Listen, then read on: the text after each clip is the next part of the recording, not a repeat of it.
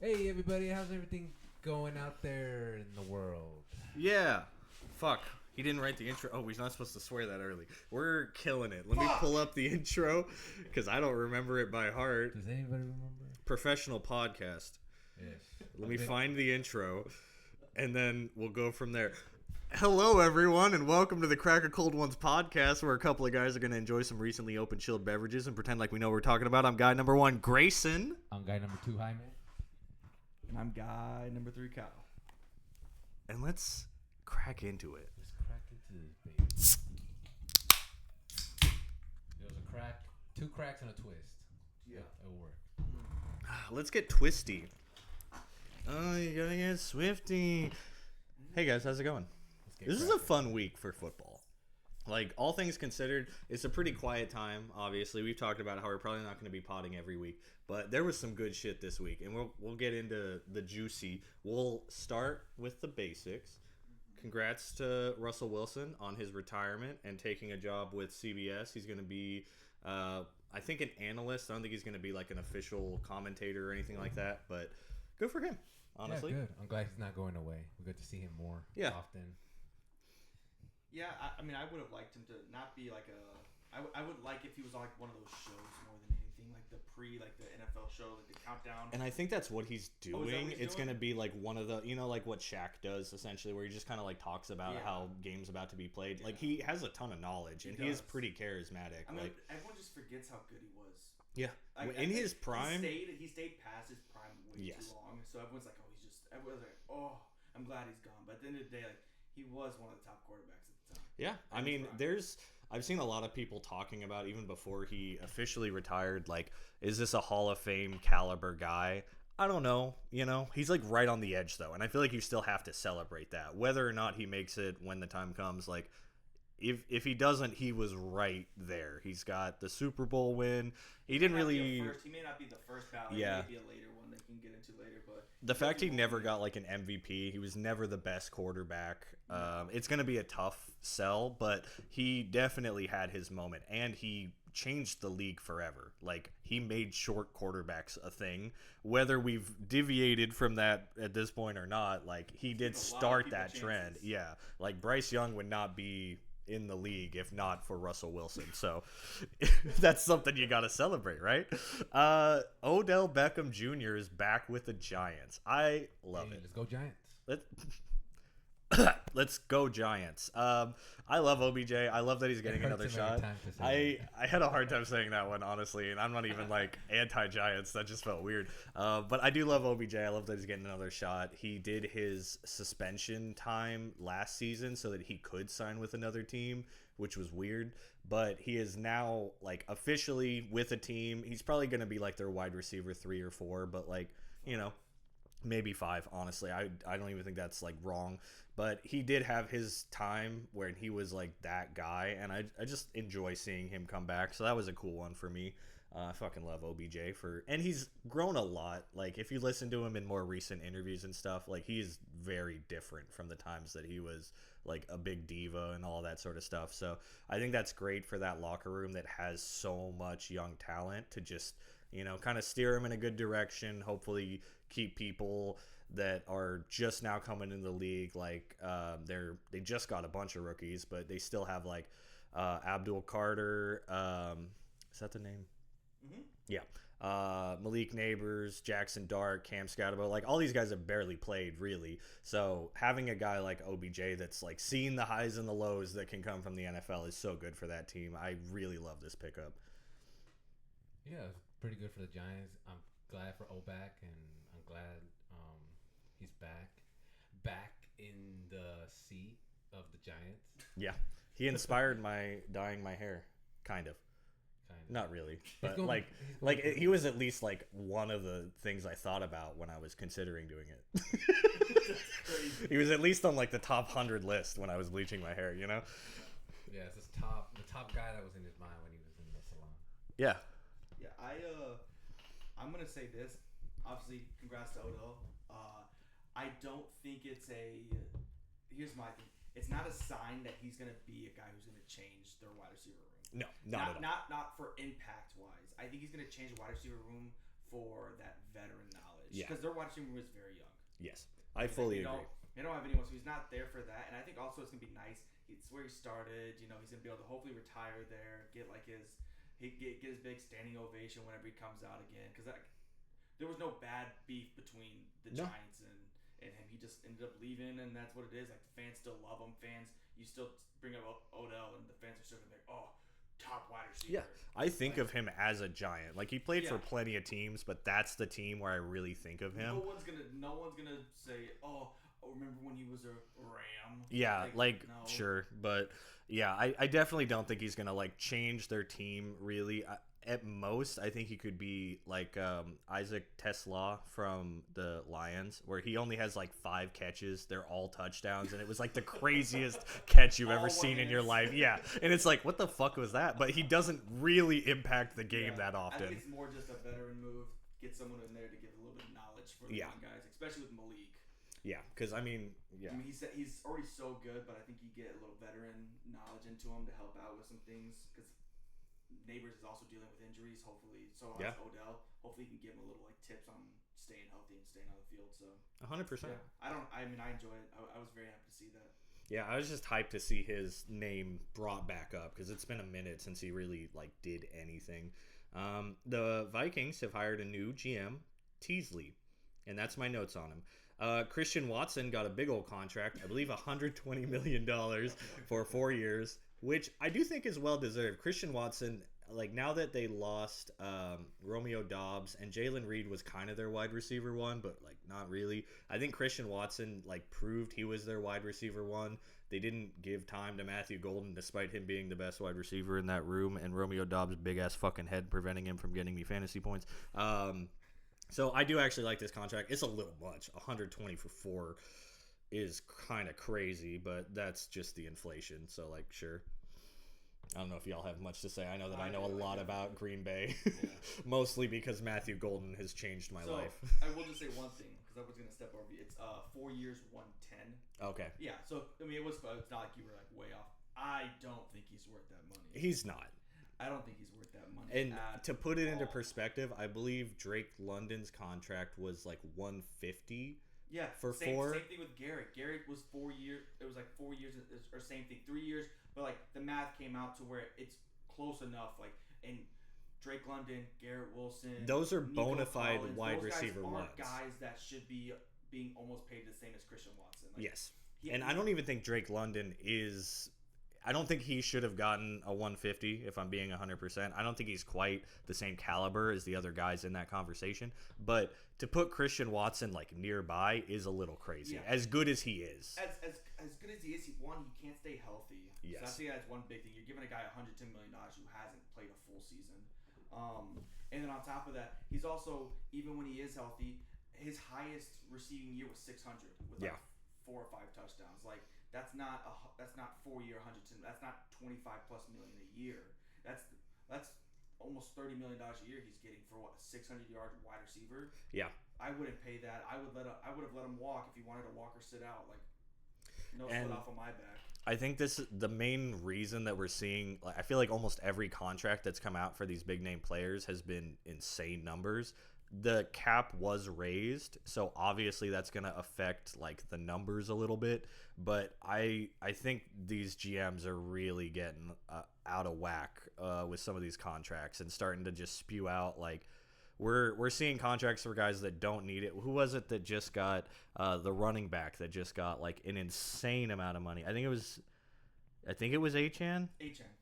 He just got like a truly absurd amount of money for a running back.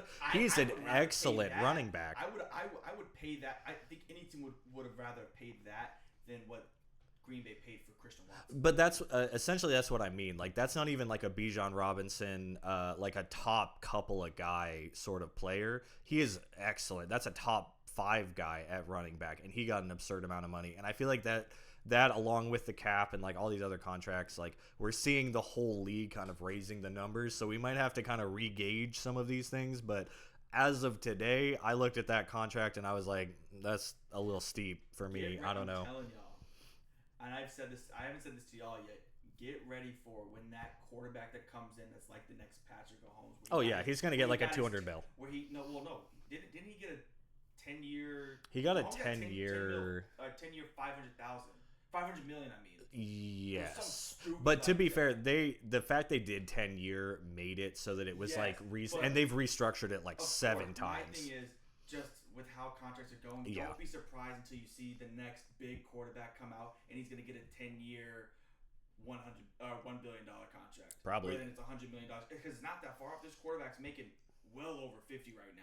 Yeah. We're not too I think Dak Prescott was around like 80 to 100 mil per year, and he's not even close to the best quarterback right now.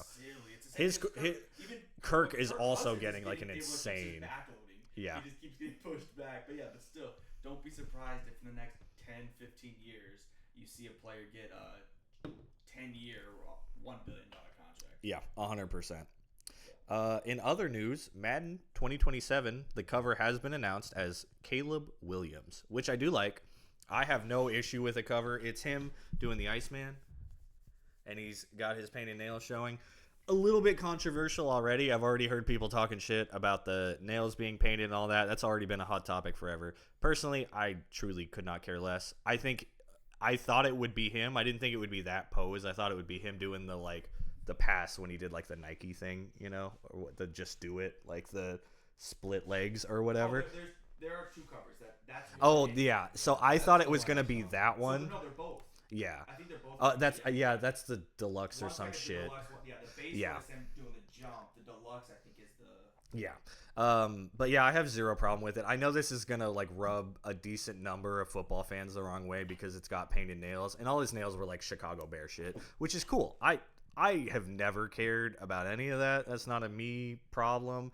I feel like most music artists, rappers, and stuff are painting nails. Like, this has become very normal, and I've never been one to really care about anything in that realm in the first place. But it is kind of a big, like, swing by Madden to, like, you know, make that decision. So, you know, something worth noting, kind of interesting, as much as I don't really have much opinions on it. It is definitely, like, making a bit of a statement from EA or whatever and the NFL, because I'm sure they signed off on it before it happened. Yeah, probably. As long as it doesn't affect his game, everybody chillax. If he gets the Madden curse, that's tough. Well, that's what I was going to talk about. I mean, but like, it's so funny. Some of the curses I've seen are like top teams. Like when Mahomes was the cover one night, it was like he didn't win the Super Bowl. I think he did win the Super Bowl when he got the maybe cover. Maybe it wasn't Mahomes. It was like one of the quarterbacks within the last like 5 or 6 years that was the cover. It was like the curse was they were a favorite team, but I think it was Tom Brady. When Tom Brady Tom Brady was one of the covers. And then I think Josh Allen also was a favorite to win, and he didn't win that year when he got the cover. The year Tom Brady was like the Legend Edition, and then whoever the other quarterback was, and it was like both of them were top contenders, and it was like their curse was neither one of them won the Super Bowl. And I'm like, okay, that's not the curse. The curse is like when a player gets hurt, like things like when those I don't even think I don't think Saquon Barkley even got like a real curse. The whole team was a mess, but I don't think he was a problem. Like CMC got a curse. That was a rough year. He played like 2 games. That was like a forever curse. Yeah, but that's also, you know, the power plant, of course. So that's a weird one, but really the curse, I'm not like that concerned. I'm not a superstitious guy. There's some evidence where you're like, maybe, but like really I think we just start to see like when you put somebody at the like top pinnacle and then they have another year after that, they're probably going to come down a little bit. I don't think Caleb Williams is likely to come down, but if he gets like a bad injury and he's out a ton of the season, like that sucks, and we're gonna see a regression. That would be the only thing that would be considered his curse. Yeah, because like it wasn't like he was an MVP caliber quarterback last year. No. He did what he needed to do, and he played. He was a top end quarterback last year, but I think he'll just continue to be a top end quarterback. Unfortunately, with this defense losing everyone, I think. Yeah, I think the Bears could be worse, but I don't see a reason.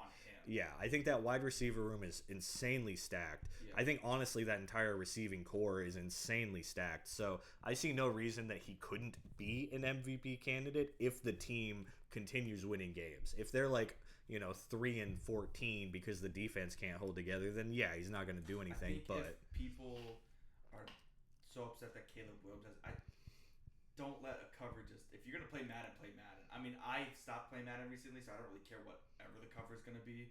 But like, if people are gonna be like, "Oh, I'm not buying Madden because of Caleb Williams' nails," I'm like, okay, well, Okay. like you know what I mean? Like, no, there's not. I just truly can't find the energy to care. I don't even know how to care about that. Right, Like, it truly means nothing to me. I didn't even think about it until someone else was like, "You see this shit, man?" And I was like, "Okay, sure, I guess." Didn't even notice that he had his nails painted. I just kind of assumed that they were because he always paints his nails, and that's never been a you know. And I don't think that was. Oh, let's do the shiver because your nails will show. I think the shiver was just because it's like that's what he's been doing. That's his he's been doing the Iceman thing, and it's hard. I love it. Yeah, it just so happens his nails are painted now, but it's not. It wasn't like, oh my god, you paint your nails. Let's get him in the picture now. Like no. At most, I think he painted his nails knowing he was going to do the cover and was like, let me get some bear stuff on it. Yeah. But like, because I think normally they're just like colors or whatever. But and for anybody that does have a problem with it that's listening and is like about to get heated and send the most toxic comment, the reason he paints his nails is because his mother is a nail tech. I don't remember the official name for that career. Right. But he wants to paint his nails so that his mom can be on the field with him. I love that. Like, you know, that's sick.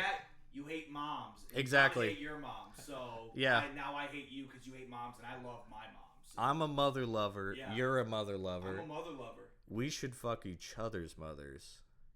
Fuck each other's mothers. Shout out SNL. But that's enough about that, really. I don't have anything else to add unless y'all do.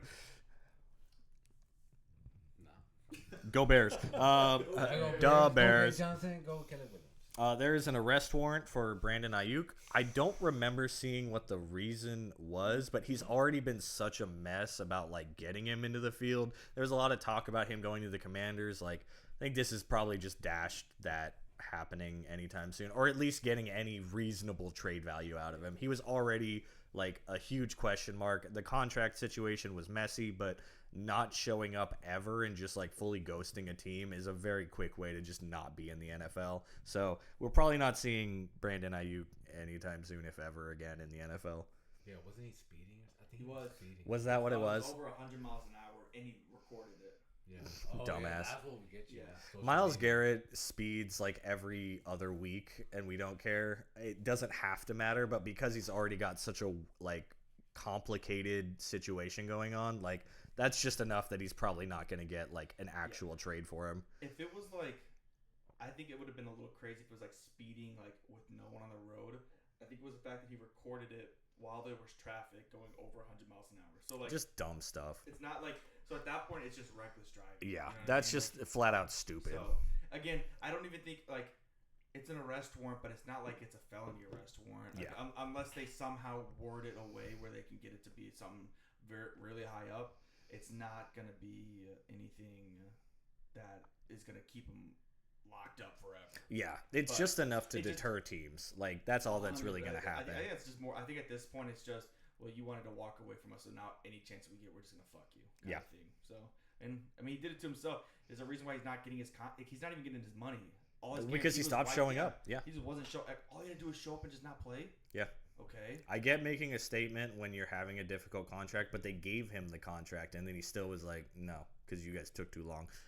That's where it becomes a little dicey for me, you know? My brother's a Niners fan, and he's over the Ayuk. He doesn't care. People just forget that he was even because that's kind of where I'm at. Like he was around that long to be like, oh, this guy's a top wide receiver in history. Like he won't even break the top 100, the top 2. No. Like he had a couple good years, not even great years. It wasn't like he was ever wide receiver 1, but he did this, and this is going to be what he's known for. It's not going to be known for when he was a rookie jumping over a defender into the end zone. Like that was what he was remembered when he was playing. Everyone was like, that's sick. No one cares now. Everyone's like, well, now you're remembered for losing over $100 million.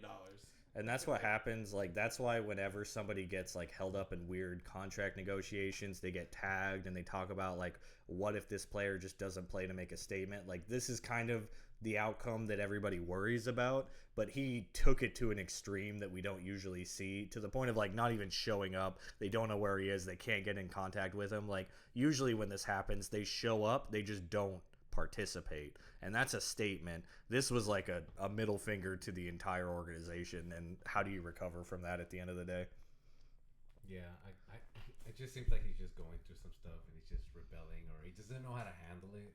So he just kind of, he's just kind of doing his own thing, and it's hurting him on the long run. It's hurting his career, and if he doesn't get his footing back to like the NFL, hopefully he can like learn from it and just move forward and just be a better person from here on out. Because doing that kind of stuff isn't really helping him. It's not going to help him get a better contract. It's not going to help him get on the field. It's not going to make him a better player or a better person. It's just going to be hurting himself and those around him, especially if he's going to be doing stupid stuff like that. So that's my take. Facts. And speaking of Green Bay, a few minutes ago, Micah Parsons is making statements essentially saying he doesn't think he's going to come back until October from his injury, which is tough. We saw Green Bay without Parsons was not the same team as with Parsons. So hopefully they can game plan a little bit better. They did get thrown the Micah Parsons trade late into the off season, so like there was already not a lot of planning around it, and they just kind of made it work. Hopefully by now they've like figured out their system and they know that they won't have him, but this could like really affect Green Bay's strength as a roster if they don't get their obviously best defensive player until a good chunk of the way through the season. Yeah, I feel like it could have been worse. It could have been December. Like, absolutely. Missed like half of the season. I mean, when does it start? September. He probably missed like a month in the preseason, and then whatever training he has before that. Yeah, like I said, it could be worse, and they're just gonna hold off until he comes back. The way his leg cracked, dude, I mean, it's tough. You know, bones heal, hearts heal, spirits go up, you know. Thoughts and prayers. They have the coaches, they have the staff. Good staff, staff, great coaches, great players.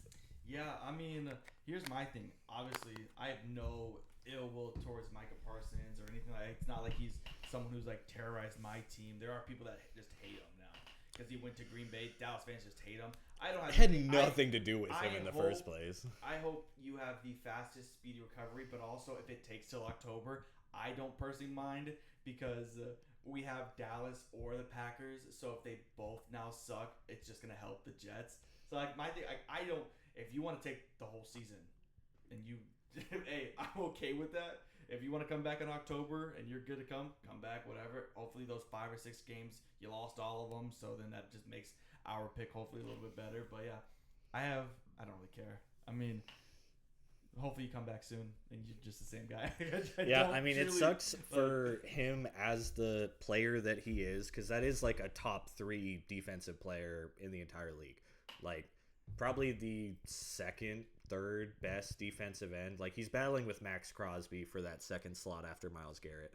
So obviously a generational talent, a sensational player. It sucks to see him injured. Hopefully he comes back and is like back to form.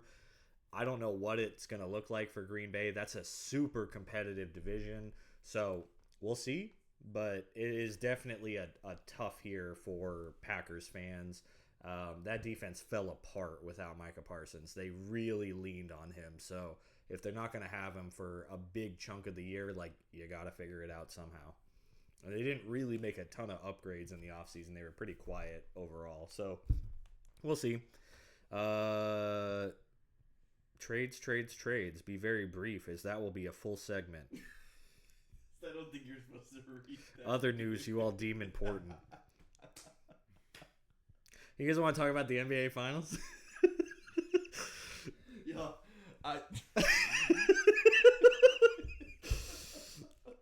Was there other trades that aren't a part of what we're talking about later that someone could talk about right now? Because I can't think of a single one. I think it was more just to out loud say them and then just move on from it real quick to then talk about later. But we can just dramatic pause, stage direction. Look over to Kyle. All right, so the NBA Finals, Spurs and the Knicks. I'm taking this one over. Okay, go ahead. Spurs and the Knicks. Everyone's saying, "Oh, it doesn't matter who wins from the West. They're just gonna beat the East." No. Bullshit. The Knicks just proved otherwise. We had a little lead at the start. We lost it. At the start of the third, we went down 16. Brunson had that scare where all the Spurs were probably like, yippee, yippee. Two scares. Guess what? We from New York. He fine. He's okay. He hobbled right back on the court and he did his shit. Ass up, and guess what? Back on the court and put buckets on the Spurs. Came back from 16-point lead. Took that bit back. Won by 10. Guess what? That's 1-0. And as I said, 2 pods ago, or maybe it was last pod. Knicks in 4. Yet again. Oh, I said Knicks in 4 for Cavs. Yeah. Knicks in 4 versus the Spurs. I'm fuck still Wemby. Gonna say fuck Wemby, but fuck Wemby. Fuck France. I still think it's gonna be Knicks. Fuck the whole country. Fuck the entire country of France. Oui, am I right? Au français. I still think it's Knicks in 5. I feel like they're gonna drop one game at least, but like the Spurs. The Spurs have a crazy ass defense, and the Knicks prove that they're. Where are we dropping it though? Are we gonna lose this next one in San Antonio? I think so. Okay. That would be the one. I honestly thought it would be the first game because they'd be coming back off of some rust. They brought it back easy. I will say that's what I was worried about. That was the last 2 series that it was like a week where games kept going on. But we did come back. But also, if we're gonna lose a game, which I don't think we will. It would be the one in Spurs. We're not losing. But it's not even like there's a hometown benefit because it's the Spurs. And there's like, 3, 4, 5 fans? Yeah. I think most of those fans out there were WNBA fans. They thought they were going to WNBA game. I mean, every time they flashed to a famous person that was watching the game, they were a Knicks fan. And then they flashed to like a bunch of guys in suits. And I was like, are these the Spurs fans? And it's just like a bunch of oil baron like billionaires that you've never heard of. Like, what even is this?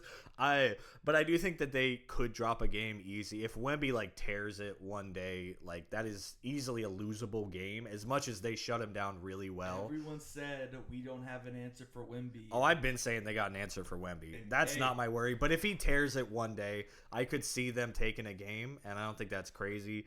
But I do think this is the Knicks series easy. They want it so much more, and they are an overall better team. We won one. I mean, it was fucking 40 years ago or some shit. It was like 40, 50 years ago.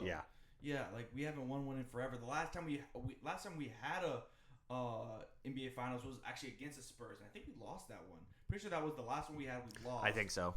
And then before that, and that was like 20 years ago that they even made it. Yes. So like, it was forever ago that we. When made it, so. The Knicks win this, they're gonna build statues of every player on that team. Get ready for the whole state to be shut down. Oh yeah, like it's gonna be on fire. New York City, y'all want to go visit New York City? There will be no more New York City after we are burning everything to the ground.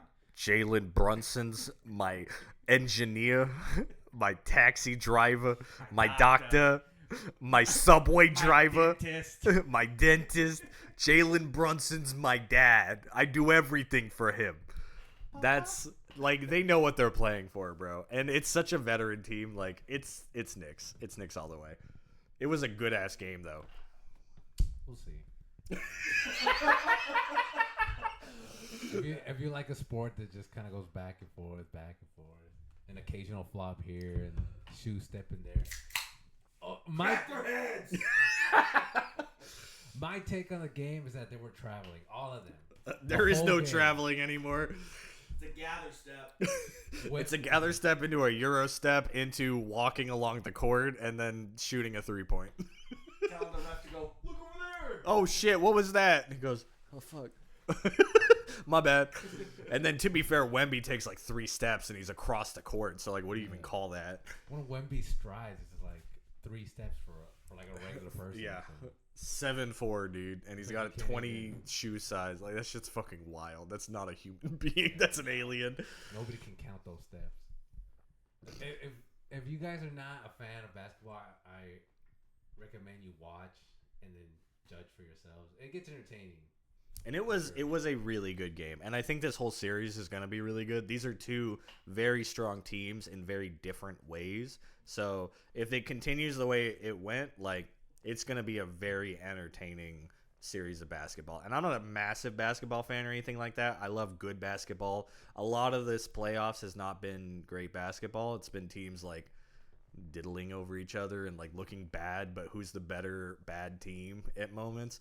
But this was actually two teams like doing their thing well, and it's just so different that we saw them like, trying to execute a game plan. It didn't quite happen. The Spurs have a very good defense.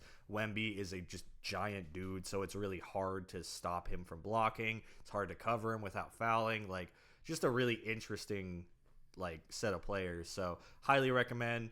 Great game. Go Knicks. Knicks in 5.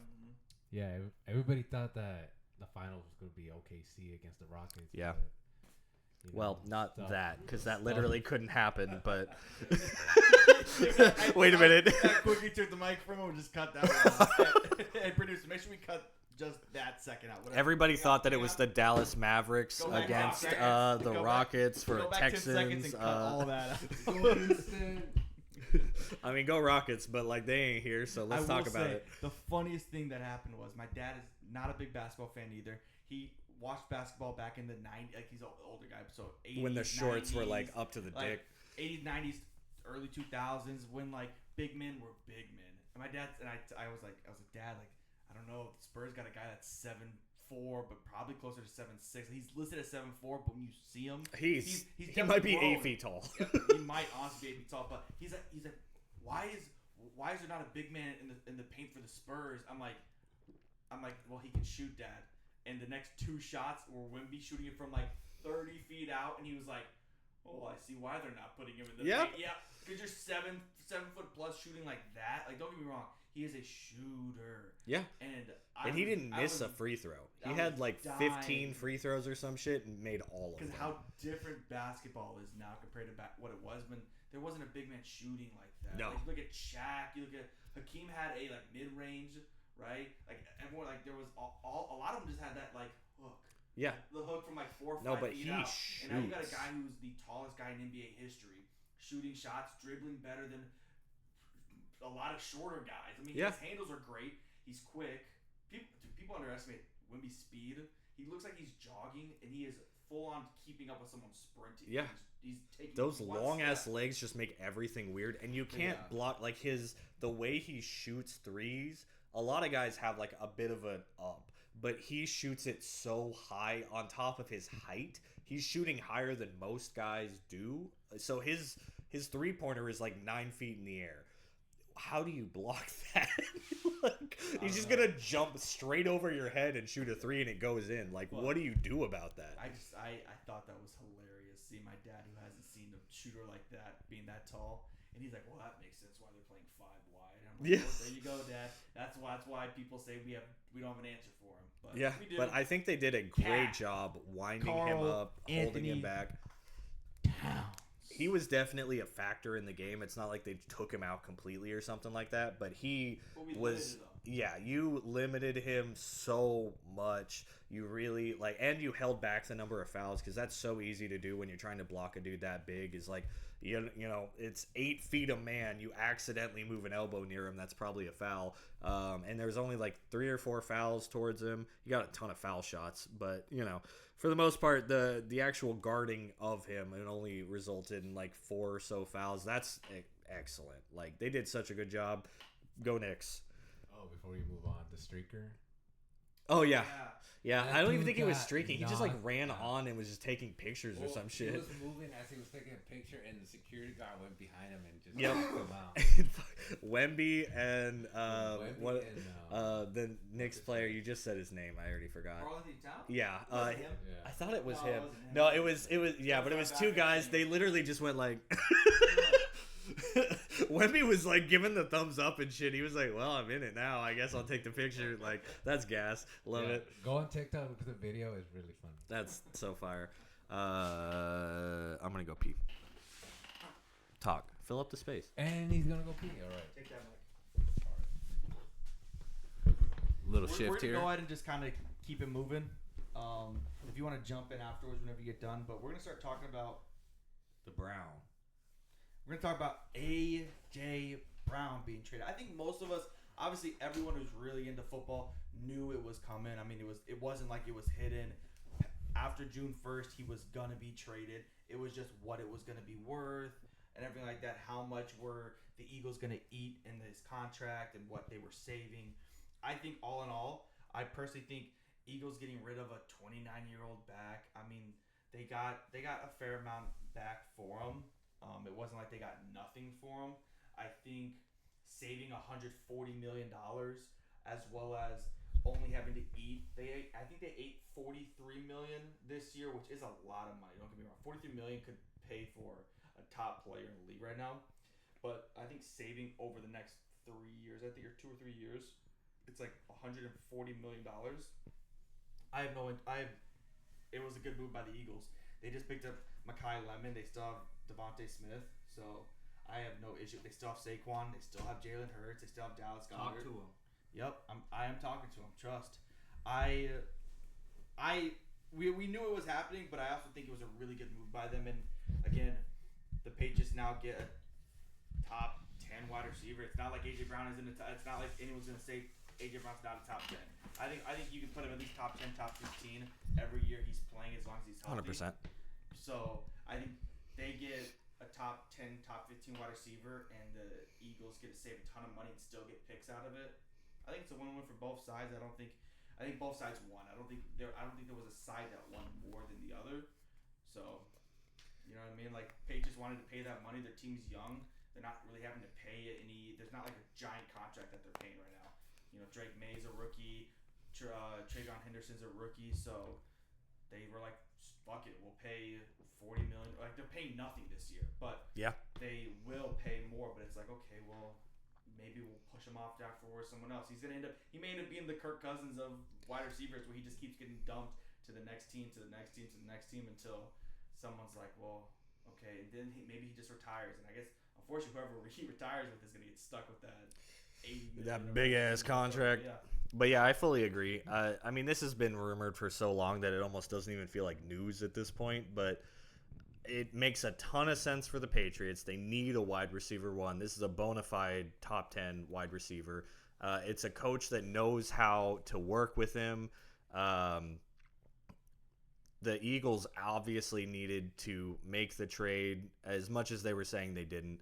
Like, they needed to make the trade because of locker room interactions and things like that. There's been so much information that's come out about like how toxic that locker room was, and he's even come out in interviews now that he's been traded and was like, yeah, I was posting insider information to like rile up the team, trying to get them to win more games. Like it was a problem. There was a lot of nonsense going on. It's not like it was just AJ Brown. There was a lot of toxicity in that locker room, but I think this is just net positive for everybody involved. The Patriots can afford it. They made the trade. The Eagles want the capital, and they needed to get rid of the player. I think that they're a little worse off because their wide receiver room is now kind of sketchy. Like, Devontae Smith is not – he's excellent. He is not an A.J. Brown. And then after him is when it starts to look a little rough. So I do think they need to figure something out there, and there's a very good chance that they will. They have probably the best GM in the NFL. So I don't think there's any reason to be alarmed as an Eagles fan. This is just good, most likely. And Patriots fans, rejoice. You got your player. Like, what's there to complain about? Like I said, this is like almost hard to talk about. It's been so speculated on. We've talked about it before on the podcast. Like, this was seen from a mile away, but it happened. So we'll talk about it. Yeah, I guess we'll see how Vrabel feels once he comes back from that retreat, from that mental institute. Well, I think Diana Rossini's been massaging him enough that he'll probably be okay. Yeah, he'll be fine. And then he'll get the below from Rossini, and then she'll get the above from AJ Brown. So it'll be fine. Amen. I'm good. You're good? You don't have anything to add? I got nothing to say after that. No. Could you say one more thing? One more thing. Thank you.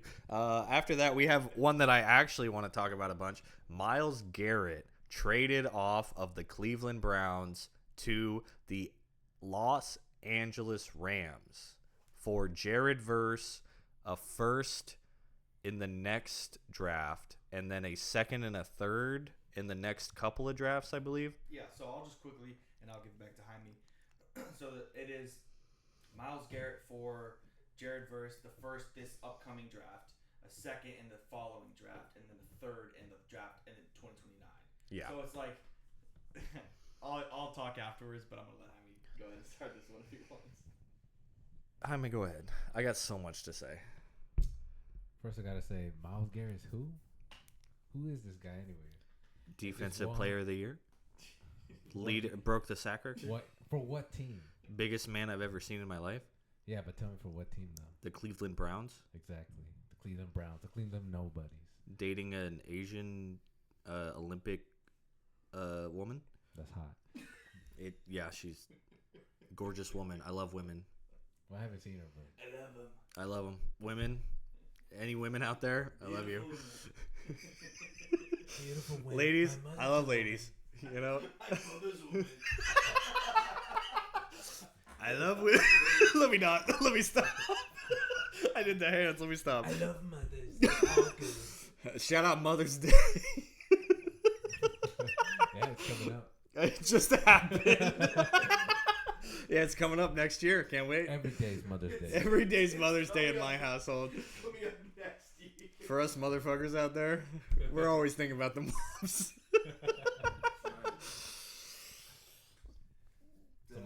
So Myles Garrett. Yeah, what's up? Big guy. Mm-hmm. For sure. Good. Yep. How do you feel about him moving over to the Rams? I have so much to say. Okay.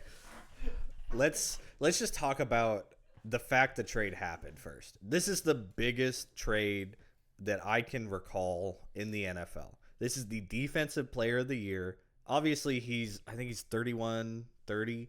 So, like, aging. Is he that old? I believe he's in his 30s. I don't think he's, like, deep in. He's, like, 30 to 32, somewhere in that range. But this is the defensive player of the year. Just broke the sack record. 30, like, right. Like, a fairly consensus best defensive player right now. Arguably a best defensive player of all time. Being traded in his prime from a team that's in the midst of a rebuild to a Super Bowl contender, a front runner on betting in Vegas.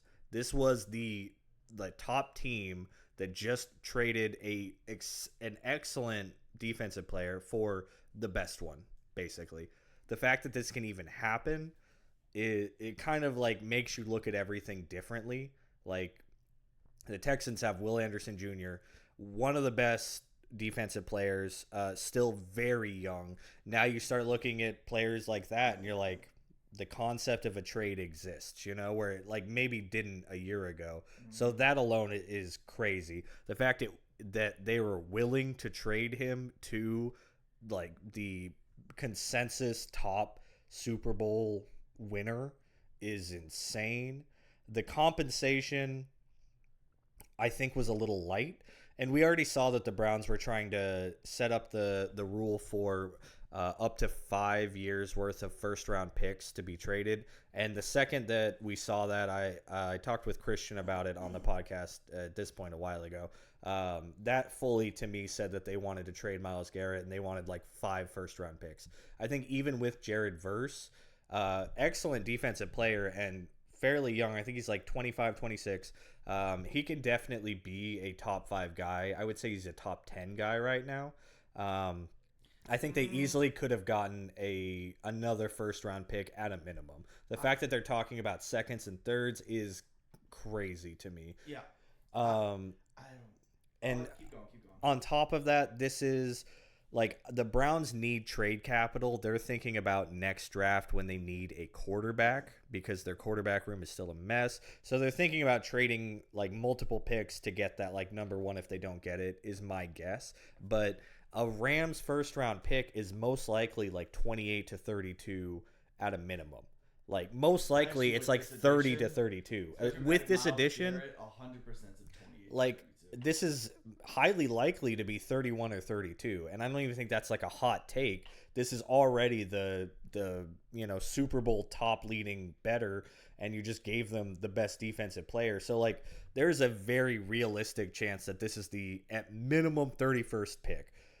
That's basically a second round pick. What are you really getting out of it? Yep. So I don't love the trade for the Browns. I don't mind them trading Miles Garrett. I actually think that's very smart for a rebuilding team not to keep spending a ton of money on an admittedly aging defensive player that they just don't need when they're not a contender.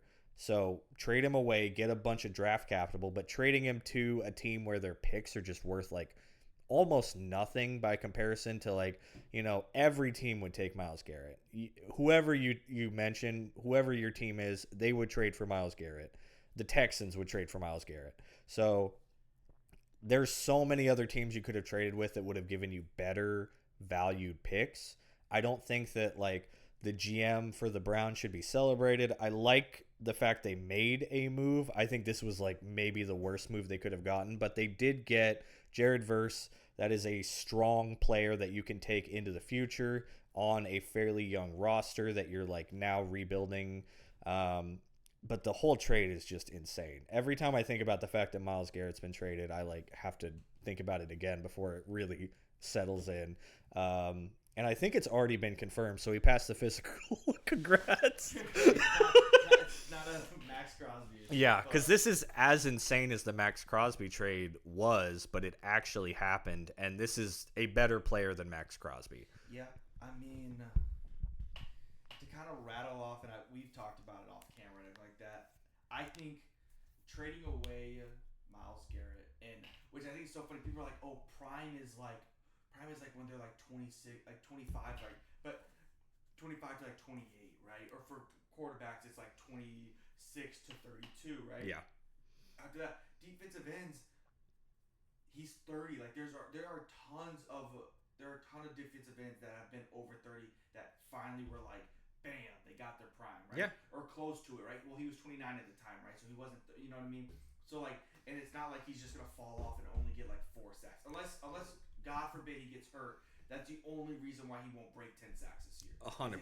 At minimum, he's gotten like 15 sacks a year. So it's not like this was like a one-off year. He is known for getting just a ton of sacks every year. So like my thing is, I'm gonna kind of piggyback off of you. Was it great for the Browns to get rid of that because for a rebuilding team, cool. You get a young guy like Jared Verse again. I think his ceiling is like he's a 10, maybe 12 sack guy. Phenomenal. I mean, that's great. I think any team would love a 12 sack defensive end. You're not mad at Not that. the end of the world, but to only get a first again, I'm piggybacking a lot off of what you said. For it to be a first and it to be the Rams first this year coming up when now they're already were the top 5 projected team for power rankings, right? It's way too early, but still. And now you add Miles Garrett and you lost Jared Verse, so you only upgrade. It's not like you lost it. No, right? It's just a net positive. Yeah, exactly. It's just a net positive. So like you just got at least 2 times better. I mean, Jared Verse had 6.5 sacks last year. You just got a guy who had 22.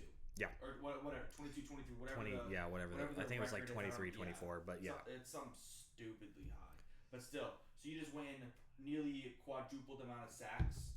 Okay, even if he puts up half of them, it's still double the amount of sacks that Jared Verse had. Like don't get me wrong, Jared Verse is a great guy, but they didn't only add on a first next year, a second the year after that, and like who's really worried about a third 3 years from now?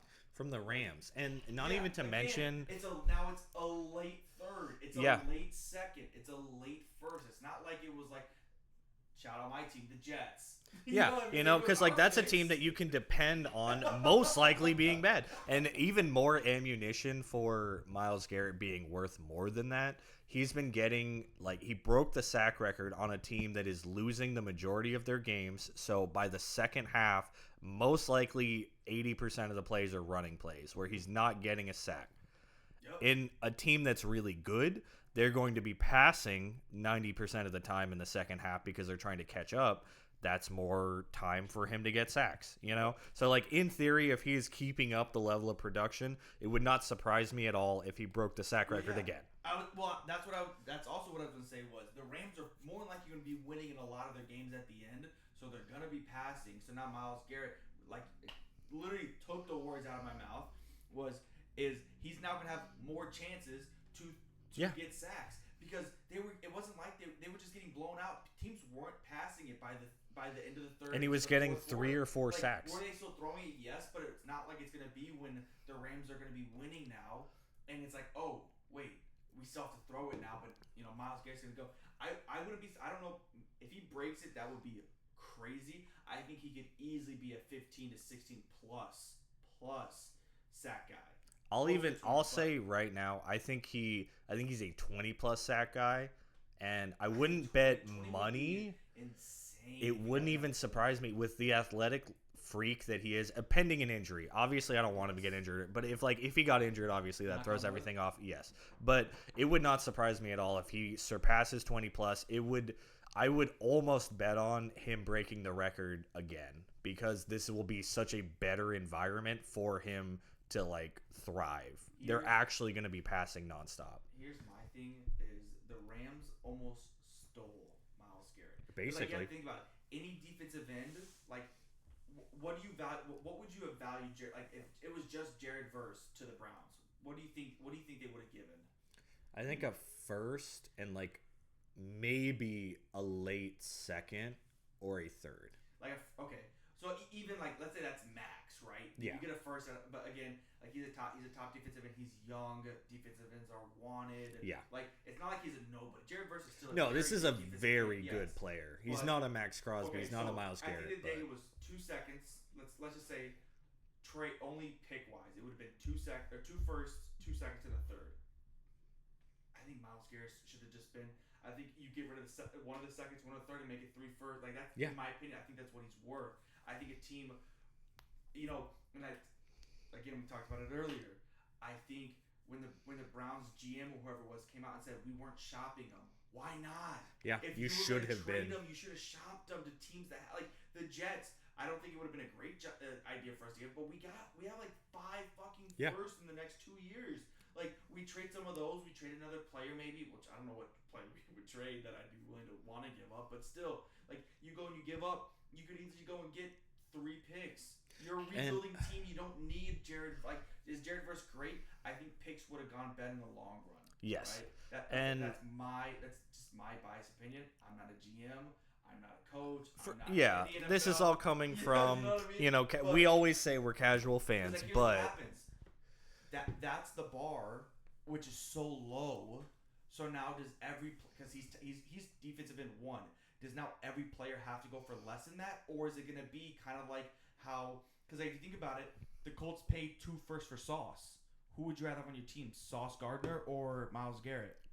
Myles Garrett every time. That's what I'm saying. So we ended up getting 2 firsts off of a cornerback who is arguably the number 1. A top defensive end, yes, or a top cornerback, yes, but a defensive end who is unanimously number 1. Yeah. This isn't even Sauce Gardner is not the unanimous number 1. He's a unanimous top 5. Yes. But I'm not, and again, did I always say he was first, but there would always be a debate with it. Myles Garrett is a unanimous first.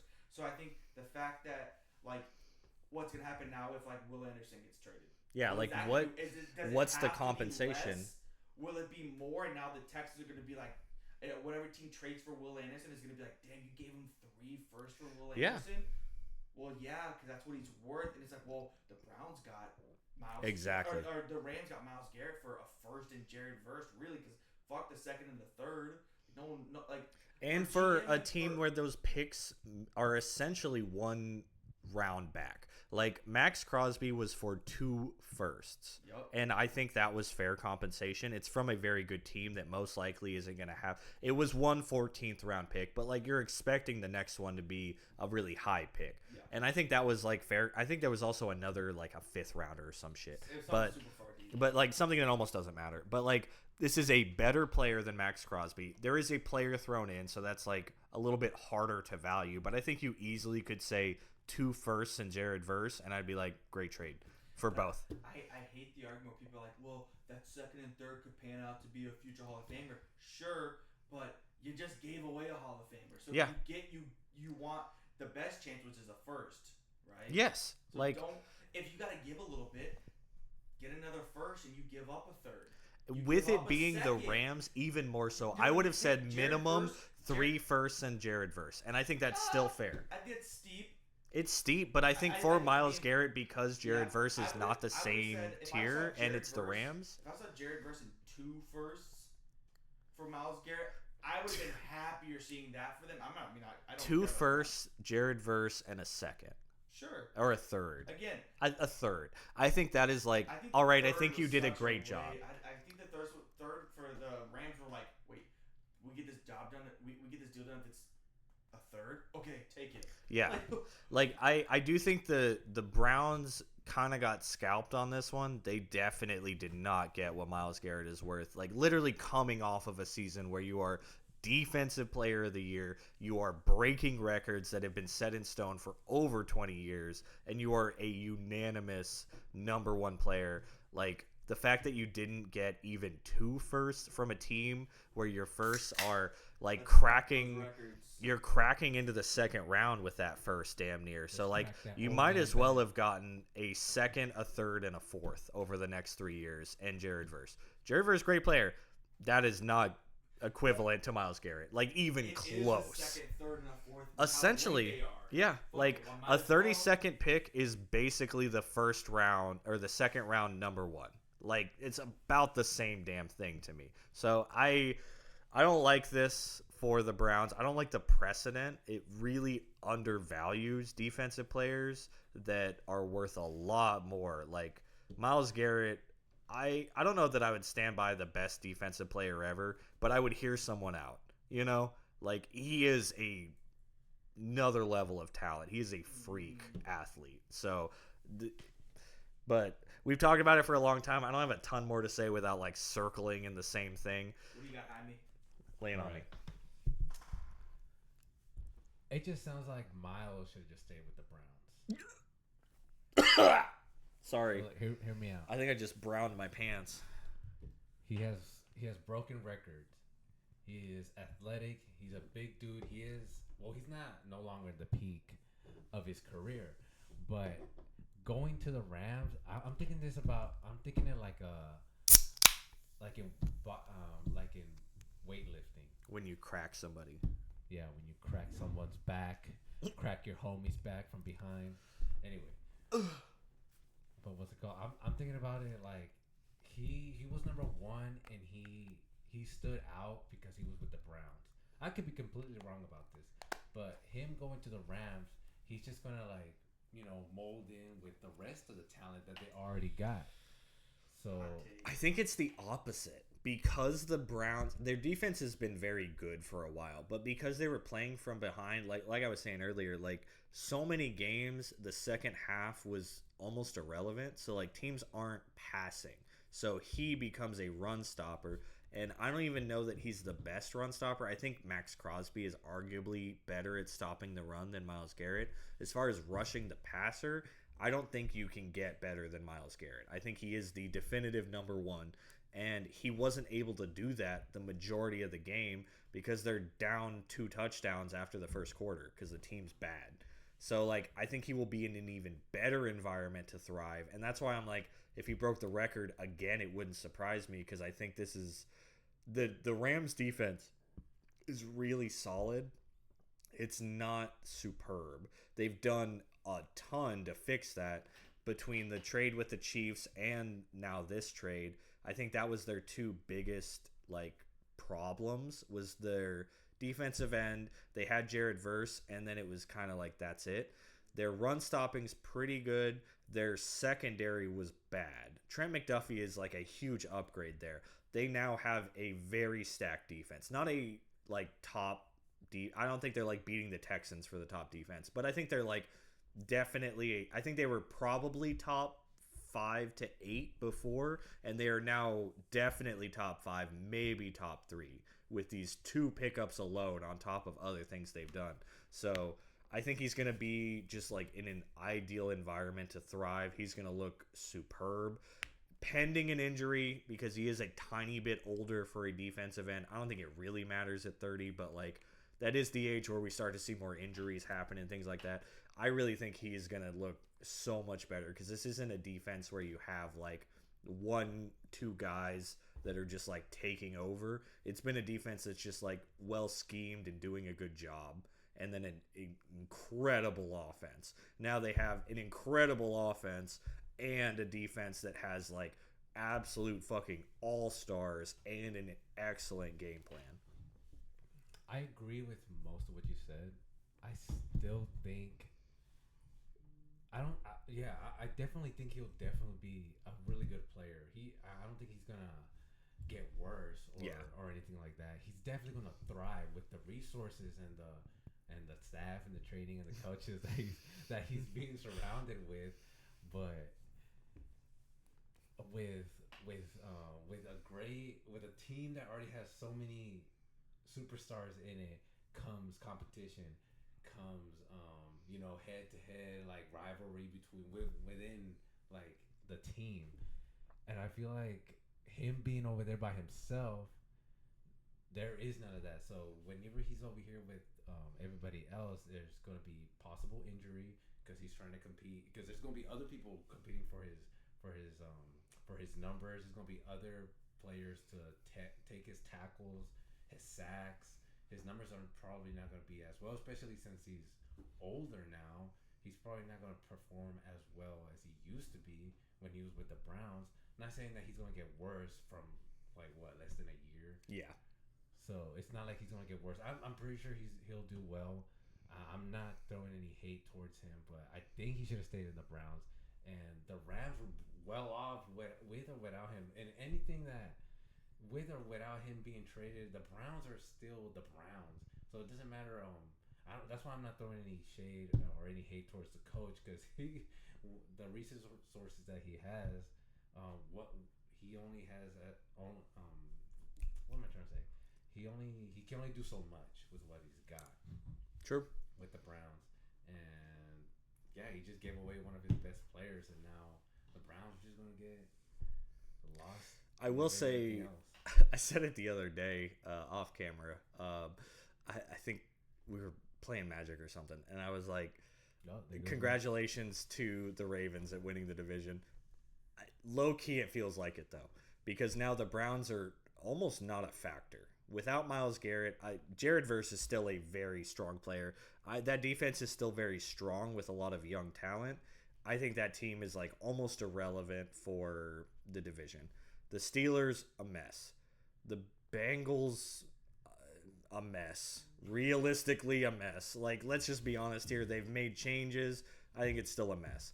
The Ravens now kind of have a free division to just like go to the playoffs. So you can almost like sit back as Lamar and just like go win the division. So that is crazy. I think the Browns have definitely gotten worse, but they have more ammunition to get better in the future, which is what they want. I just think they needed so much more. Oh yeah, I guess we could do other stuff. I wanted to talk about Myles Garrett forever though. Game time. Nah, I'm over it. Over talking about Myles Garrett. Okay, say one more nice thing about Myles Garrett. Okay, fine. He's really tall. He's so tall. Really good. He's so good. You guys want to play a game? Yeah, let's do it. Let's do some Would You Rather questions. We're going to start with Jaime. Let's do it. All right, KT, you want to ask the first question? Sure. All right, we're going to do some Would You Rathers. These have been prepared by our lovely producer, Christian. So he did some fun ones. We're going to start with Jaime. We'll bounce back and forth, and then we'll go to the next person, and we'll just have a little fun. Yeah. Alrighty, Jaime. Would you rather have the career of Dak Prescott or the career of Tony Romo? I know this answer. Do you know it before I answer? Crack into it. Let me crack into this. Do I want to be Dak or do I want to be Tony Romo? Fucking insane sentence. What are you thinking? I was actually thinking about this, but it's a no-brainer for me. I have to go with Tony Romo. I had a feeling. It was going to be Tony Romo. Shock. I mean, saw that coming. I don't want to comment too much on y'all's Would You Rathers. I want to leave this to y'all. It almost doesn't matter because neither of them have really done anything at the end of the day. Dak has gone to the playoffs a couple times. Tony went to the playoffs a couple of times. That's cool. Yeah, so you can't really lose with either. Yeah, low key. I think both of them are great quarterbacks. I'm not even gonna lie. I think one of them's a lot better than the other, and it's not the one you picked. But that's just a personal preference. One of them getting the big bucks, and the other one's a legend. So I just went with Which one's a legend? both. For sure, dog. The whole brand is a legend. But America's team. Yeah, America's team, and he will be remembered always. That's true. Would you rather the Astros win another chip or the Texans get there first? I want the Texans to get there first. Agreed. I'm not a huge baseball fan, but I do follow them from time to time. It doesn't look like they're gonna get another chip. Not this year. Not this year. So I can either hope that they do, or I can just I've been hoping since 2003 for the Texans to get there first, and I don't keep on riding that train to see. Amen, brother. K2? The day that happens, bro, I'm going to a Super Bowl. I'm gonna start a riot wherever it is. K2, you got the next one? Yeah, I'm gonna kind of change this question up a bit because I think it's the obvious. I think there's only one correct answer, so I'm gonna say this: would you rather be the star player of the offense or the star player of the defense? I think that question. I actually like that a lot. The question would be: would you rather play quarterback or middle linebacker? I think everyone would say they'd rather play quarterback. Probably. Right. So, but would you rather be the unanimous star player on offense for your team, or the unanimous star player on defense for your team? That's tough, actually. Because we've had, while he's thinking, we've had, our Ray Lewis's, Like, there have been guys where they overshine the offense. But for the most part, if you're the star quarterback, wide receiver, you're the guy. I think I'm going to lean for defense, I think. Okay. Because watching the Texans, I really enjoyed watching JJ. Amen. That dude was just the star of the whole defense. That's what I was saying. JJ didn't need nobody. He was just that. That's facts. It was just him the whole time, and it was just great. So I feel like I would like to be the defense, because when you're on the offense, I feel like you get more of the hate. That is true. You get more of the backlash. Like, oh, you should have done this. You should have done that. I mean, even if I do get paid more, but hey, I get that HEB endorsement. Amen, brother. I'm 6'9", almost 300 pounds, bro. Sexy Massive. from top to bottom. 6'9", 300 pounds, crazy. Would you rather GM the Cowboys or the Texans? She. That's a no-brainer. Wait, the Cowboys or Texans? Nah, I think I'm already gonna take his job. Well, Jerry Jones isn't gonna last long, so That's the hope. He lives another year every year somehow. Yeah, that man's drinking from the fountain of youth or something. Amen. He's like Master Roshi, he just lives forever. Christian thought that was funny too. I heard him from the other room. Let's see. I'm gonna go. Well, yeah, I think I'm gonna go with the Texans. Okay. I think that's a safe bet right there. It's already pretty well put together. All I gotta do is just get into CJ's brain and be like, yo, what's going on? Just pay the defense a shit ton of money and you're doing the job, right? Talk to me, bro. What's going on at home? What's going on at home? It's crazy. Why are you dropping all of them? Come on. Pick up the ball. Do it again. He shaved his hair. He did. Honestly, he looks crazy. Oh, one thing that wasn't on here. Well, did you have anything else to say real quick? About Texans being awesome, making it to the Super Bowl this year? Oh, my God. Next. For sure. Agreed. Tank Dell at practice. Looking really good. That's hype. We love it.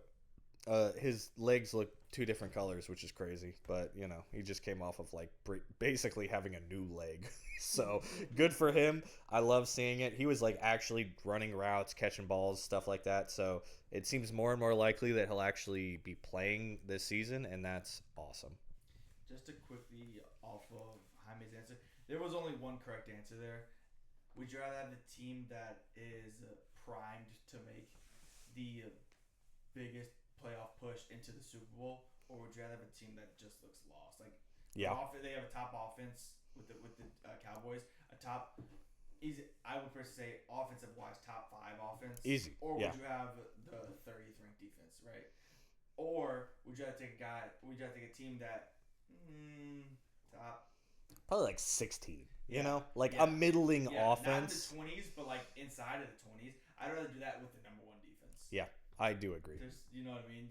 Plus, you have to deal with Jerry Jones as long as he's alive, and you're not even really the GM. If you're the GM with the Cowboys, because just the money you probably get. But I think if you're wanting to be a GM that's gonna bring in more wins, I would personally rather be a Texans GM. I do agree, but yours or my questions? To jump off that, would you rather the Jets win a Super Bowl but the Giants win the next 3, or the Jets don't win a Super Bowl but the Giants will not either? This out of all my questions, I think this one's the toughest, or maybe this one or one of the other ones. I want the Jets to win one. I think that's honestly fair. I need to see the Jets. I know we have one, and I really don't. It could have been that question could have been any team. It could have been, would you rather see the Jets win one and the Patriots not win the next 3 just because I hate the fucking Patriots? That would have probably hit me harder, or never see the Patriots win another one, or whatever the question would have been. But no matter what it was, I need to see the Jets. I think that's fair. Dude, getting that win, I finally have a team that's doing something with the Knicks, and the Knicks are finally doing something. The Mets haven't been anything for a while. The Jets also haven't been anything for a while. So it's I only have the Knicks, so I need to see the Jets just make it to Super Bowl and win one, and I would just be over the moon, man. And luckily I now have physical evidence I can show proof of this for. When the Jets finally become good and finally become relevant, I have videos where I'm wearing my hat, we're talking about the Jets, everything like that. But still, yeah, I need to see the Jets. I don't care who. It could be any fucking team wins one after the next 3 years. I don't care. Let it be the Bills. Let it be the Patriots. Let it be Miami. I don't care who wins the next 3 after. If we got one, hey, I don't care.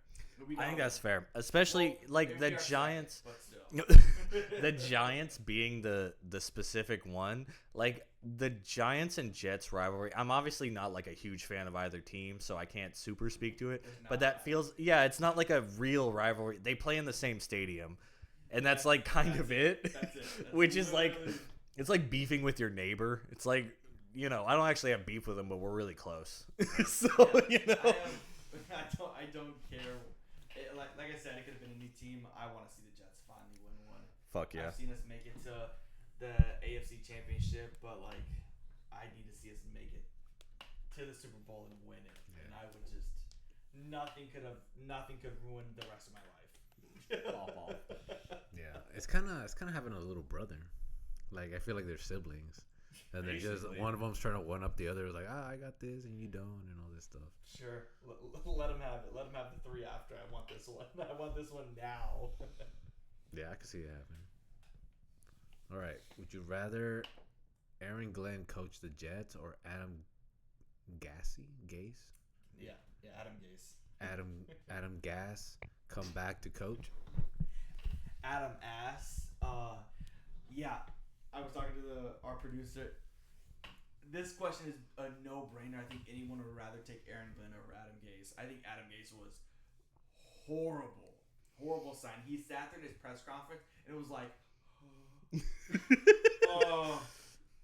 Jets, JTS, Jets, we're going to win a lot of games and I'm going to change this organization. No, you're fucking crackhead, dude. Literally, as soon as I saw that press conference, I was like, this guy is going to do nothing for us. I would rather take Aaron Glenn, who, again, he's a defensive-minded guy. I've said this before in other podcasts. Aaron Glenn is not the offensive guy. He didn't run the offense or the defense last year. Yeah. He was just the head coach who just made decisions on certain things. He is now taking over the defensive job. He's a defensive coach. I'm okay with that. Let's see what he does from here on. If he sucks again, maybe we get rid of him. But no matter what, he won't be worse. I think this question was a no-brainer for anyone who really follows. Even if you're not Jets fan, if you follow football, you know how much of a mess Adam Gase was. Whether we won a couple, 3 games last year, I don't care. He was a first year head coach that wasn't play calling, and he wasn't play calling on either side. Yeah. So he got his play caller this year that he wants, and he's gonna be play caller for defense. He's a defensive coach. It's like fucking D'Amico Ryans. Yeah. D'Amico Ryans is not an offensive coach. He's a defensive guy. He runs a defense. Hopefully I'm not saying Aaron Glenn's going to be D'Amico Ryan, but hopefully. But yeah, I do agree. And I've defended Aaron Glenn before. Like, you've torn the team down to the studs. You weren't even play calling. Like, I think it's way too early to call him like a bad coach. I don't think he looked great with the Lions. I've said this before.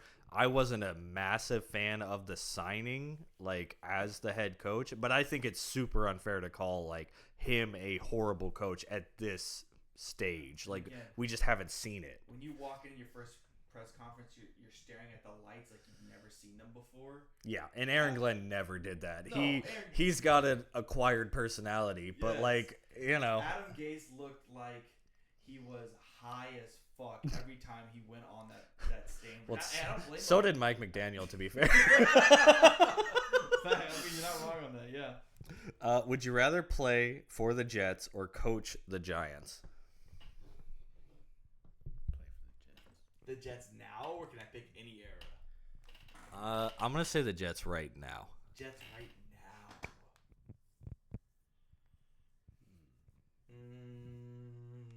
Coaching the Giants. Because how bad our defense is, and growing up I played linebacker, I wouldn't mind.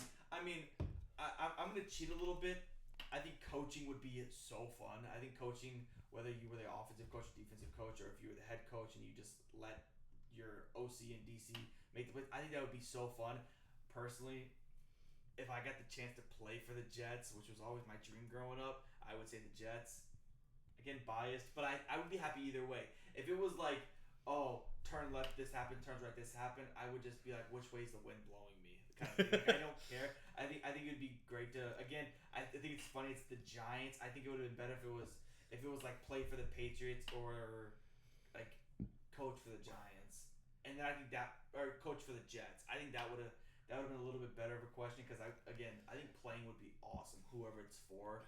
I think, yeah, I would say play for the Jets. Even though we suck, I think it would still be a lot of fun to be a player and play again and do all. I mean, I know practice would suck, because obviously practice always sucks, but just being out there on the field, even though MetLife Stadium sucks dick. We literally just injure every player on our team and the other team with how bad that turf is, but still, yeah, I would say play for the Jets. Yeah, that's probably my answer. I think play for the Jets would be my answer for sure. Good pick. I would have said coach the Giants, but that's just me. I think it would have been fun. Coaching Giants would be fun with Jackson Dart and everyone. Again, yeah, like I said, that's a fun. And that is a very fun. Like I said, it would just be whichever way the wind blew me that day. Yeah. Right. But I think it would be fun to be the player, because you probably make more money being than just the coach. That's facts. Especially if I'm a superstar, which I'd be a superstar. Let's be real. Only reason why I didn't make the pros is because I tore my ACL. Didn't happen. For sure. Yeah, he tore that ACL though. His ACL, his BBL. His BBL, his MCL, his LCL. My BBL is crazy. My BBL is crazy. He got it fixed. He got it fixed. Started falling out of my pants. He tore his LLC, so it was tough for him. My LLC, my business went through the fucking His floor. business went through the floor, dude. It was rough. You should see the shorts he's wearing now. All right, would you rather have a career of Brett Favre or Aaron Rodgers? And then, both Jet quarterback. Oh yeah. okay, so it would be would I rather be Brett Favre as a Jet or be Aaron Rodgers as a Jet?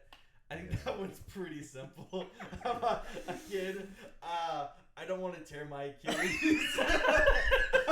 I don't don't want my highlight reel for that year being me running out on 9/11 with my flag. But think about that. You get to run out with the flag. It's so insane to me that they ran him out like a fucking war hero, and within 10 minutes, his entire leg was destroyed. Yeah. And it was before 4th down, so it would have been the first 3 plays. I think it was like literally 3rd down. He tore his Achilles. Yeah. It was the most Jets.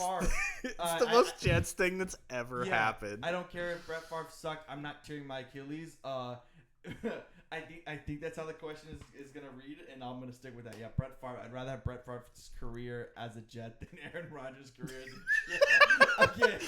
Again, Brett Favre. So good. Brett Favre was at the end of his career. He was a dying quarterback like Aaron Rodgers was, but at least he didn't tear his fucking Achilles. So he ran out with the flag, dude. It was the most patriotic shit I've ever seen, and then within so short of a time. I remember having my Jets uniform, jersey on, my hat. My girlfriend at the time was over. I remember sitting there watching it, and we're eating pizza and wings because it was the first game. I think it was Jets versus. I could be so wrong.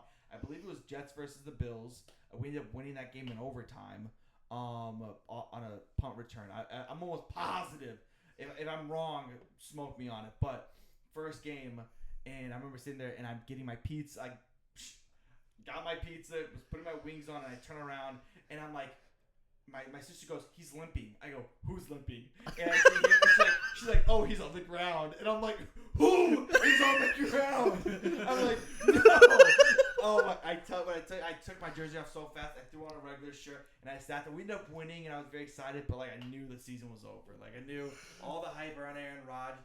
They literally took away a primetime game. Yeah. After he got hurt, 2 weeks later, one of our primetime games was like, you're gonna go to a regular game, and we're gonna put this team in primetime because it was like we had like 5 primetime games because Aaron Rodgers was our quarterback. Yeah, and this is before like.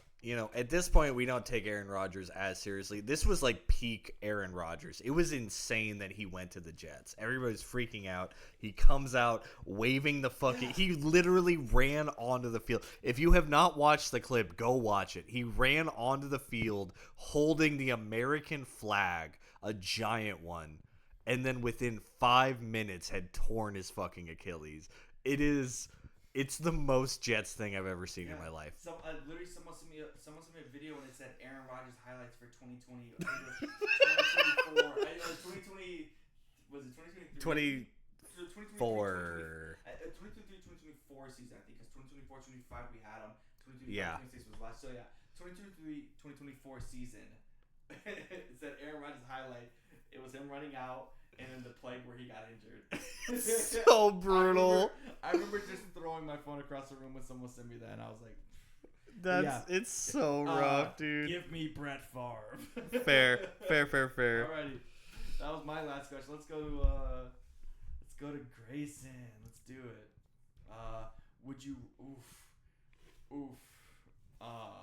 Would you rather give up Bud Light for the Texans to win a Super Bowl or keep it and the Texans never win one in your lifetime? So this is the easiest question of my life. I'll give up Bud Light and I'll drink like Michelob Okay, Ultra okay, or whatever. And that's why Christian brought it up earlier, and I was like, easiest question of my life. I'll drink a different beer. He said, "What if I said?" Here we go.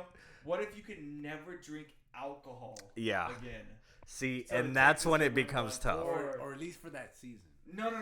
No, if it's it has to be, and it's not like they can only win one. It will be like they win one, and then if they ever win one in the future, that's fine. But yeah. Like, specifically, you can never drink alcohol again, and so the Texans can win Super Bowls, or you don't give up alcohol and they just never win one. In case y'all don't know, I'm a professional alcoholic. I love alcohol. It's like maybe my favorite thing. Yeah, there was a tower of Bud Lights, and they said, who drank all the Bud Lights? It was me, and it always is. 12-pack on Monday, and by Wednesday they were gone. By Monday night they were gone. Honestly. The last time I was over here was Wednesday. Yeah, and I finished them off real quick. Real talk, for the I'll finish you off. For the Texans, I would I tried to say it, it didn't come out. I would give up alcohol for the Texans. I was just saying for the season. Like for that season and they win the Super Bowl. For the season's easily I would. Never drinking again. I would. Crazy. For a football team, I wouldn't. For my football team, I would do it. Nah. It would be hard. I love the biggest problem for me when I watch football, I want to drink a beer. Like it's unanimous, it's synonymous for me. It would be so hard. Yeah, but I'd find a way. I'd smoke so much weed. I'd find something. Like I would do something else. I would eat like mushrooms by the barrel. Like I would find a way, but I would do it. It would just be off something else. But I would do it for my boys. Shout out Will Anderson Jr. That's my Stroud. Yeah, him too, I guess. Bill Belichick. Give me the next one. I don't even would you rather fight Dan Campbell or Mike Vrabel? I'm gonna say. I think or not? At their peak.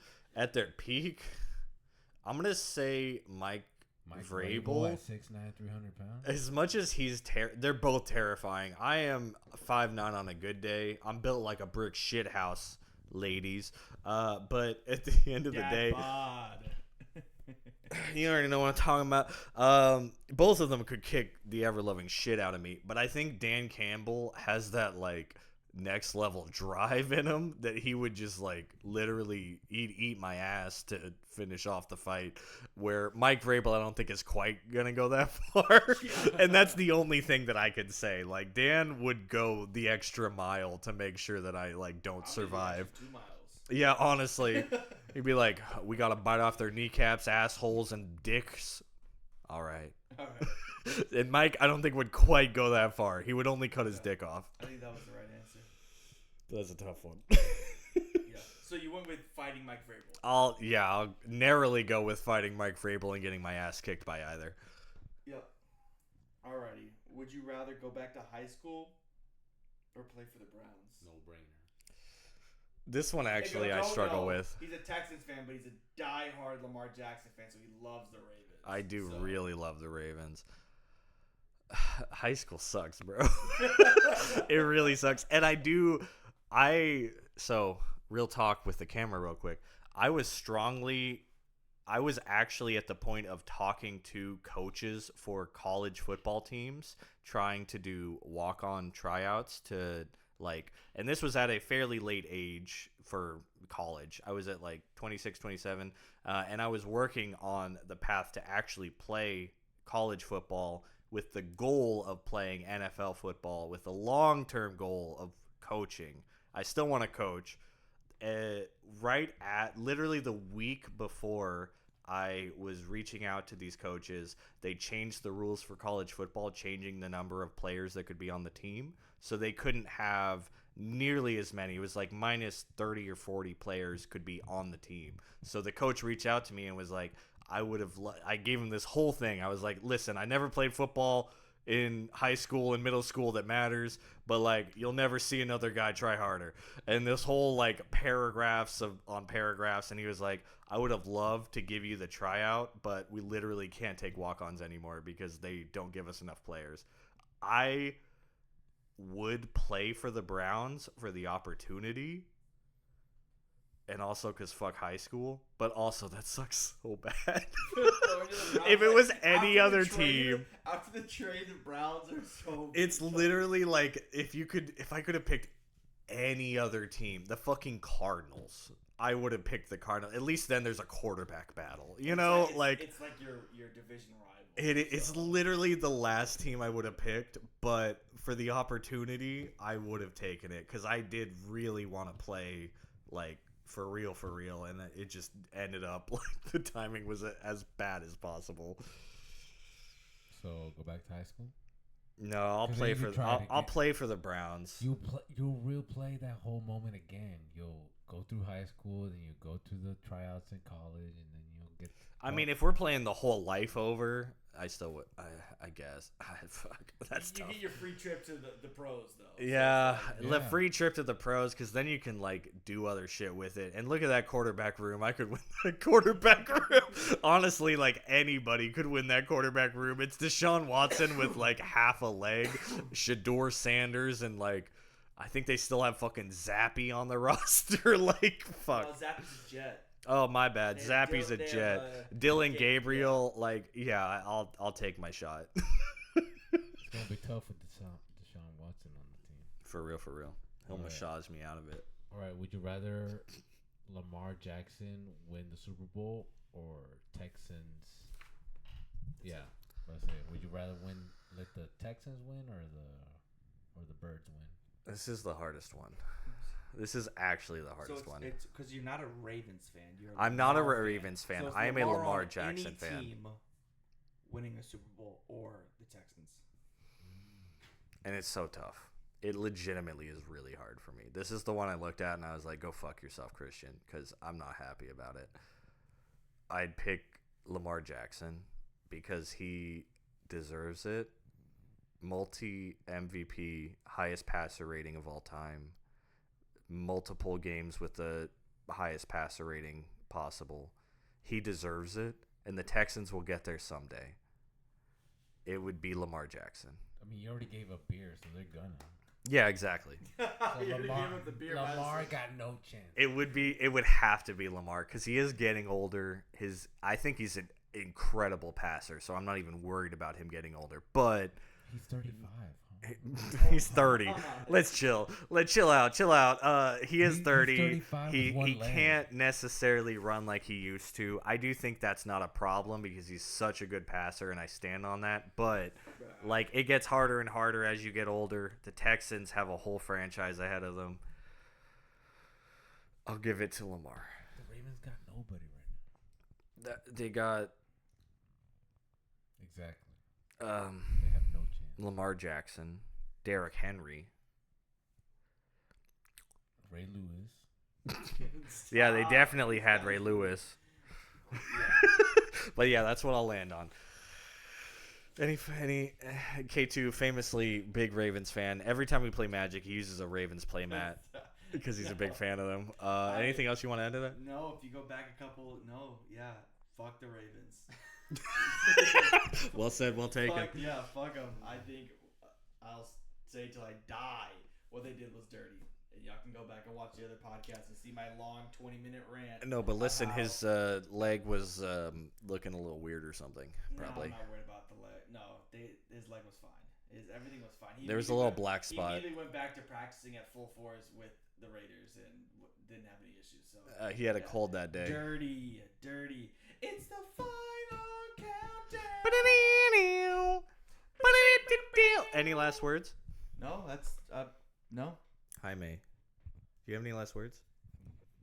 Go Tony Romo, and I love you all. Tony Romo is actually coming back to the league. He's going to play for the Dallas Cowboys next year. Yeah, just announced. Really? I just saw it on my phone. He's coming. What's his name? Phillip Rivers and Tony Phillip Rivers and Tony Romo will both be playing at the exact same time. Andrew Luck coming back. Andrew Luck is unretiring and he's going to the Bengals because fucking Joey Cool is fucking retiring. If it's in Dallas, I'm so there. We just described the worst timeline, and with that, thanks. Thank you for watching. Thanks for watching. Thanks for listening. I love you. You. No, not you. Shut the fuck up. Hey. Hey, you. It's you. You. It's always been you. You know. With the Mike Rabel hat. All those years we were taking physics classes together, and you brushed my hand. You said you were cold, and I passed you my sweater. All of those years, it was always you. Hey, you. Who said you loved me? I love you, ass. It's like, brother, we're trying to end the podcast. Vanessa. Bye. This has been the Cracker Cold Ones podcast. Thanks for tuning in. I'm guy number 1. That's the thing we say. Grayson. And I'm guy number 2, Jaime. And Some people call me guy number 3, Kyle. The greatest, the best, the unbelievable. Don't listen to these losers. That's the end of the podcast. Goodbye. I love you. Mwah. You. Hey. You. This is to you. You. I sent you that letter and it never came through. But just know it said, will you be my girlfriend? Check yes or no.